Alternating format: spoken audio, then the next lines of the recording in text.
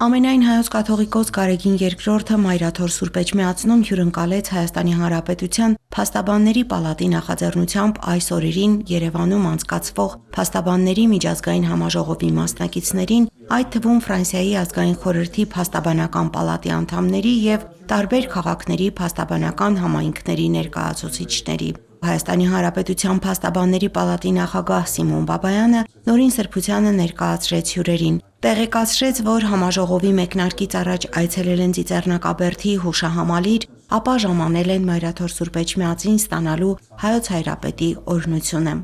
Խորհրդանշական է այս հանդիպումները, միշտ ապրիլի 24-ին մեր գործընկերները մեր կողքին են լինում եւ մենք այցելում ենք Ցեղասպանության հուշահամալիր։ Այս տարի արդեն երկրորդ անգամ է, որ մենք երրորդ անգամ է, որ մեզ հյուրընկալում են նաեւ վեհապարտերը եւ օրհնություն է տալիս մեր կատարվելիք աշխատանքի կապակցությամբ։ Մոտակա օրերին ունենք լուրջ մասնագիտական քննարկումներ կապված մեր մասնագիտության հետագա փոփոխությունների, զարգացումների, առկա մարտահրավերների հետ, ժամանակակից հասարակության մեջ եւ հասարակական հարաբերությունների մեջ, անգամ այնպիսի ինստիտուտ, ինչպես փաստաբանությունը, եւս կրում է որոշակի դժվարություններ եւ այս փոփոխությունները ուղղակի ազդեցություն են թողում նաեւ փաստաբանի աշխատանքի վրա եւ շատ անգամ լինում է խնդիրներ, որ հենց նաեւ փաստաբաններն են ունենում պաշտպանության կարիք, օրինակ այդ կապակցությամբ ընդունվել է եվրոպական փաստաբանների իրավունքների պաշտպանության կոնվենցիան, որը նաև պետք է կարծում եմ ստորագրվի մեր պետության կողմից։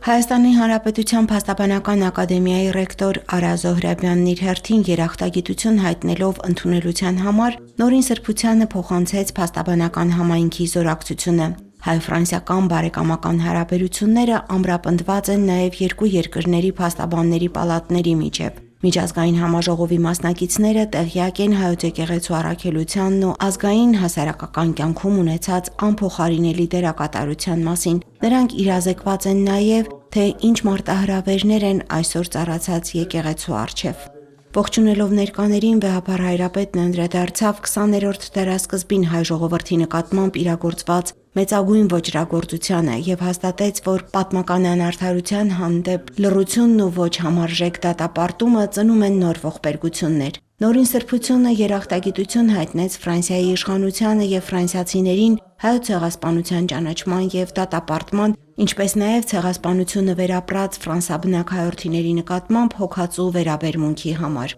Իր խոսքում Նորին Սրբությունը կարևորեց նաև նմանօրինակ միջազգային համաժողովների անցկացումը, ընդգծելով իրավապաշտպան հանրության անփոխարինելի դերը ճշմարտության, արդարության եւ իրավունքի գերակայության հաստատման գործում։ Վեհապար հայրապետը փաստաբաններին մաղթեց արդյունավոր ընթացք եւ արգասաբեր գործունեություն իրենց մասնագիտական առաքելության մեջ։ Հայաստանի Հանրապետության Փաստաբանների պալատի նախագահից փորձեցինք ճշտել նաև իր վերաբերմունքը եկեղեցի պետություն փոխհարաբերության եւ ներկա սահմանադրական իրավական խախտումների վերաբերյալ։ Պետք է արձանագրել, որ եկեղեցու եւ բառասարակ պետության շրջանակները եկեղեցու հետ հարաբերություններով խիստ որոշակի են եւ այդ որոշակիությունը ամրագրված է նաեւ սահմանադրական մակարդակով եւ շատ իրավական ակտերով։ Մարդու իրավունքների եվրոպական դատարանն է այստեղ իր դիրքորոշումը հստակ արտահայտել եւ այս չեմ ուզենա մասնավորացնել քաղաքական տիրույթում, բայց այդ շրջանակներից դուրս գալ ես կարծում եմ ընդունելի լինել չի կարող եւ քաղաքացիական հասարակության ինստիտուտներից մեկն է եկեղեցին եւ մեր համար կարևորագույն ինստիտուտներից մեկն է, հենց ինստիտուտն է, ազգապահպան դերակատարում ունեցող եւ այստեղ շատ նրբանկատ եւ զգուշ է պետք լինել։ Լիանա Չիչակյան, Հարություն Տոլանյան, Եկեղեցական կյանք։